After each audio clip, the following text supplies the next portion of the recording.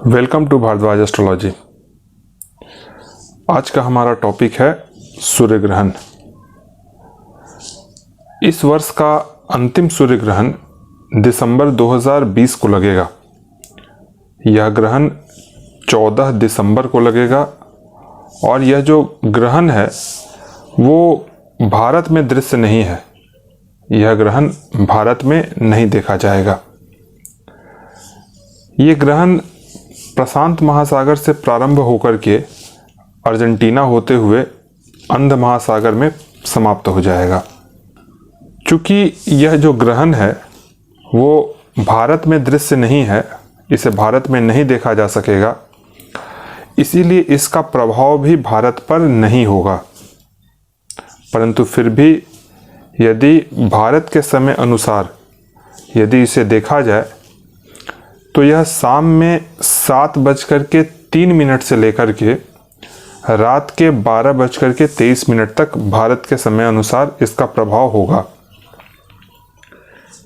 चूँकि ये जो ग्रहण है यह दक्षिण अमेरिका में देखा जाएगा, दक्षिण अफ्रीका के कुछ देशों में देखा जाएगा और चूँकि ये जो ग्रहण है दक्षिण अफ्रीका और दक्षिण अमेरिका के कुछ देशों में ही देखा जाएगा, अतः वहाँ के लोगों पर इसका प्रभाव होगा। यह ग्रहण वृश्चिक राशि और ज्येष्ठा नक्षत्र में हो रहा है। अब हमारे मन में एक ये प्रश्न आएगा कि इस ग्रहण का हमारे जीवन पर क्या प्रभाव पड़ेगा।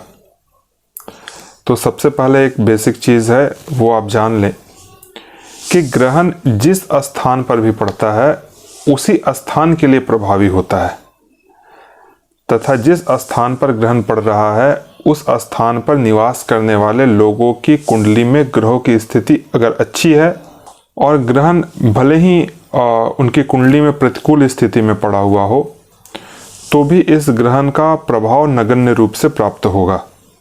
इससे उनको डरने की कोई आवश्यकता नहीं है।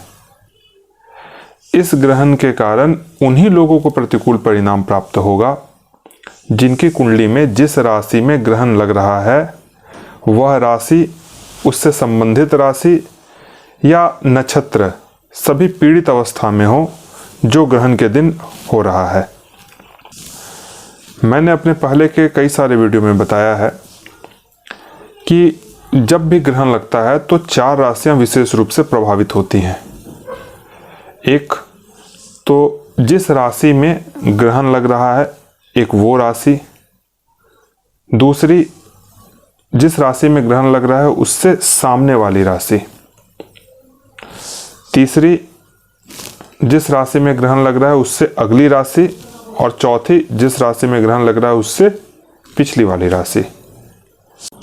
इसी नियम को यदि हम लोग 14 दिसंबर 2020 को लगने वाले सूर्य ग्रहण के ऊपर अगर अप्लाई करें तो चूंकि सूर्य ग्रहण जो है वो वृश्चिक राशि में लग रहा है, अतः सबसे पहले वृश्चिक राशि प्रभावित होगी। दूसरे नंबर पर वृश्चिक राशि के सामने जो राशि पड़ रही है अर्थात कि वृष राशि वो प्रभावित होगी। तीसरे नंबर पर वृश्चिक राशि से एक राशि आगे अर्थात धनु राशि प्रभावित होगी और चौथे नंबर पर वृश्चिक राशि से एक राशि पीछे अर्थात कि तुला राशि प्रभावित होगी। अब आपको इन 4 राशियों पर ध्यान केंद्रित करना है, तुला राशि, वृश्चिक राशि, धनु राशि और वृष राशि। और इन 4 राशियों में आप देखें कि कौन सी राशि पाप प्रभाव में सबसे ज़्यादा है या कौन सी राशि पाप ग्रसित है। जब आप इन चारों राशियों को देखेंगे तो आप देखेंगे कि वृश्चिक राशि सबसे ज़्यादा पीड़ित है। अतः अब आप वृश्चिक राशि और वृश्चिक राशि के स्वामी अर्थात कि मंगल, इन दोनों को देखिए और इन दोनों की जन्म कुंडली में इनकी स्थिति देखिए। इसी के अनुसार ग्रहण का प्रभाव आपको प्राप्त होगा।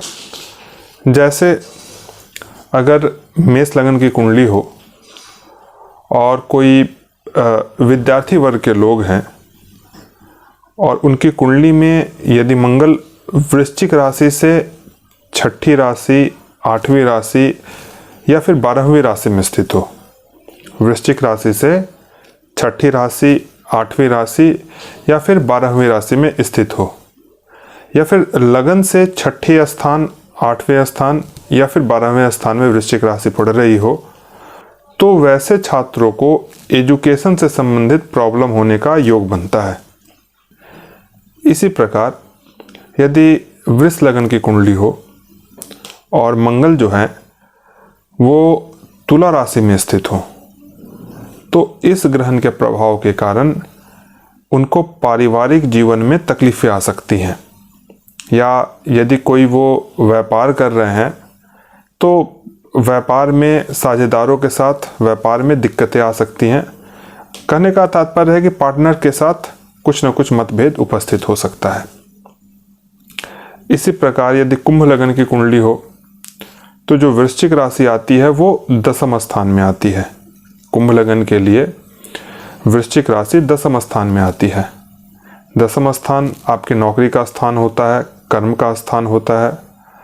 तो ऐसी संभावना बनेगी कि जो भी नौकरी वर्ग के लोग हैं उन्हें नौकरी में कुछ दिक्कतें आ सकती हैं, परेशानी आ सकती है, या नौकरी में कुछ बदलाव आ सकता है, या नौकरी को परिवर्तित करना पड़ सकता है। इस मेथड को हम लोग एक और लगन पे समझते हैं। जैसे यदि सिंह लगन हो, सिंह लगन की कुंडली हो, तो सिंह लगन के लिए जो वृश्चिक राशि आती है वो 4थे स्थान में आती है। और यदि सिंह लगन की कुंडली में मंगल जो है कर्क राशि में स्थित हो, अर्थात लगन कुंडली से 12वें स्थान में स्थित हो, तो आप देखेंगे कि इस ग्रहण के परिणाम स्वरूप व्यक्ति को भूमि, भवन या वाहन से संबंधित कुछ तकलीफें हो सकती हैं, या माता को कुछ शारीरिक कष्ट हो सकता है। उसके प्रति व्यक्ति को सावधान रहना चाहिए। इसी प्रकार से आप सभी लोग इस ग्रहण का विश्लेषण अपनी जन्म कुंडली के साथ मिला करके देख सकते हैं कि आपकी जन्म कुंडली पर किस प्रकार से इसका प्रभाव पड़ेगा। लेकिन ये ग्रहण जिस स्थान पर दृश्य है, ये नियम उसी स्थान पर निवास करने वाले लोगों के लिए एप्लीकेबल है। इस नियम को आप लोगों के लिए मैं एक बार फिर से स्पष्ट कर रहा हूँ। आप अपनी जन्म कुंडली को खोल करके देखें कि उसमें वृश्चिक राशि कहाँ पर पड़ रही है।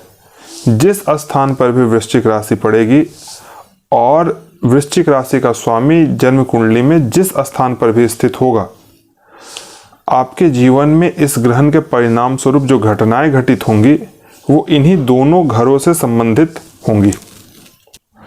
इसी प्रकार से इस ग्रहण का क्या मुख्य रूप से प्रभाव होगा आप गणना कर सकते हैं। आज के विषय को हम लोग यहीं पर समाप्त करते हैं। आप सभी का दिन शुभ हो। आप सभी का बहुत बहुत धन्यवाद।